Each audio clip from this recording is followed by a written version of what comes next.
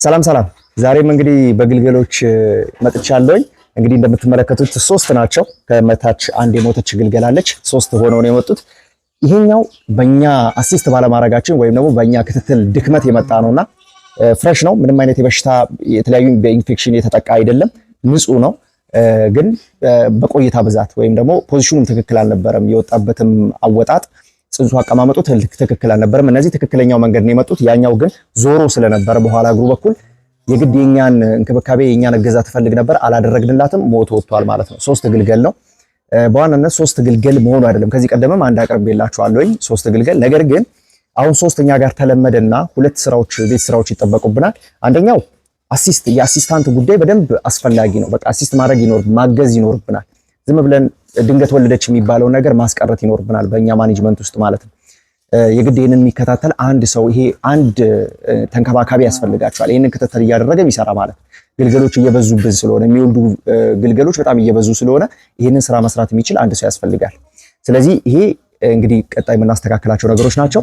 ሌላው በጣም ወሳኙና ትልቅ ስራ የተሰራው እነዚህ ግልገሎች የመጡት በአጠቃላይ ይሄኛውን ግልገል ለምሳሌ እቺ አብራ የመጣች ነች። እቺም ክብር ነች፣ ልትወልድ የደረሰች ነች። እንግዲህ ፍየል ከተወለደች አንድ ዙር ታሳልፍና አንድ ግልገል ከመጣ በኋላ በሚቀጥለው ከእናትየው እኩል ትወልዳለች ብያችኋለሁ። ያንን ፕራክቲካል በሆነ መንገድ እቺም ልትወልድ ነው፣ እቺም ወልዳለች ማለት ነው። እናትና ልጅ አንድ ግልገል ነው በመሃላቸው ያለው። ይሄው እዚህ ጋር ወንድ ወጠጤውን ትመለከቱታላችሁ። እዚህ ጋር ያለው በጣም የሚያምር የሰውነት አቋም ያለው ነው። የተኮላሸ ፍየል ነው። ምርጥ የሚባል አቋም ያለ ነው። እኛ ጋር የተወለደ ነው። ስለዚህ እኛ ጋር ስትመጣች ፍየል እቺ ፍየል ነች እናትየዋ። እኛ ጋር ስትመጣ ክበዶና ነው የመጣችው። ማንን ክበዶና? እቺን ከስሯ አስከትላ እቺን ደግሞ ክበዶና ነው የመጣችው ማለት ነው። ስለዚህ እኛ ጋር ስትመጣ አንድ ወላዶና ነበር እኛ ጋር የመጣችው። ከኛ ጋር ግን እኛ ጋር ተረግዘው እኛ ጋር የተወለዱት እነዚህ ሶስቱ ናቸው ማለት ነው። እንደምትመለከቱት ሶስት ከሁለትም ወደ ሶስት ቀጥታ ተሸጋግራለች ማለት ነው። ስለዚህ ጥሩ የሚባል ፐርፌክት የሚባል ስራ እየሰራ ነው። የተወሰኑ የዲፊሸንሲዎችን እናስተካክላለን። ማኔጅመንታችንን በደንብ እናስተካክላለን። ይህንን ካደረግን በኋላ በቃ የግልገል ምርት የግልገል ሞት ባጭሩ እየቀጨን እንመጣለን ማለት ነው። ስለዚህ ይሄ ነው ያለው። እነዚህ ግልገሎች ለመምጣታቸው 6 ወር ከ22 ቀን ብቻ ነው የፈጀባት እቺ ፍየል ማለት 6 ወር ከ22 ቀን። ያ ማለት እንግዲህ ኖርማል እርግዝና ወይም ደግሞ አጠቃላይ የእርግዝና ወቅታቸው 5 ወር ነው። ስለዚህ በዚህ በ5 ወር ጊዜ ውስጥ እርግዝና አለ። እንደገና ጡት ያስጣልንበት ደግሞ 1 ወር ከ22 ቀን ብቻ ነው ማለት ነው። እንግዲህ ሪከርድ አያያዛችን ላይ ባየነው መሰረት 1 ወር ከ22 ቀን ከወለደች ከ1 ወር ከ22 ቀን በኋላ እርግዝና ይዛ ወልዳለች ማለት ነው።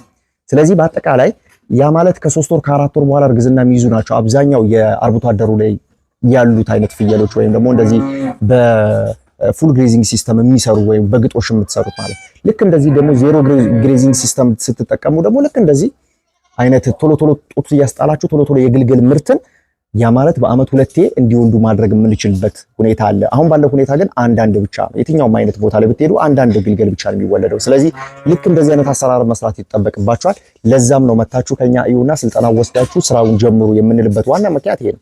ስለዚህ በአያያዛችን የተሻለ አያያዝ ስላለን እቺ የዘር ሐረጓ አንድ ብቻ የምትወልድ ነበረች።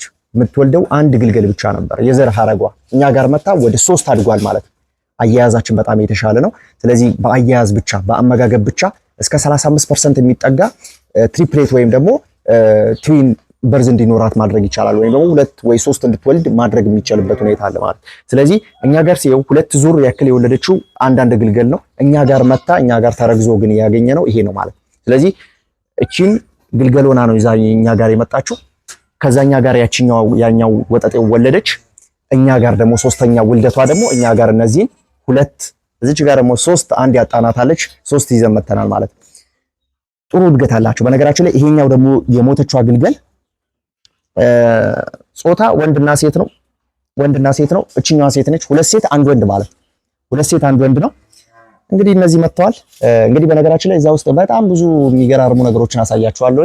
ገና ቦታው ስላልተመቻቸልን ነው። አሳያችኋለሁ። በቀጣይ እስክንገናኝ ሰላም።